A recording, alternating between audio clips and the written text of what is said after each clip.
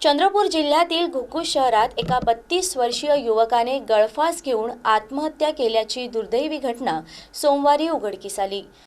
या घटनेमुळे परिसरात हळहळ व्यक्त होत आहे। शाहरुख असलम शेख असं मृत युवकाचं नाव आहे। मिळालेल्या माहितीनुसार शाहरुख असलम शेख घुग्गुस याने म्हातारदेवी रस्त्यावरील गोयंका शाळेसमोरील वीज वितरणाच्या टॉवरला दुपट्ट्याच्या सहाय्याने गळफास घेऊन आत्महत्या केल्याचं आढळून आलं। घटनेची माहिती मिळताच घुग्गुस पोलिसांनी तात्काळ घटनास्थळी धाव घेऊन पंचनामा केला। त्यानंतर मृतदेह शवविच्छेदनासाठी जिल्हा सामान्य रुग्णालयात पाठविला।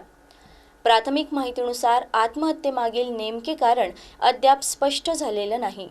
पोलीस विविध अंगांनी तपास करत असून शवविच्छेदन अहवाल आणि तपासानंतरच मृत्यूमागील कारण स्पष्ट होणार असल्याचं सांगण्यात आलं आहे।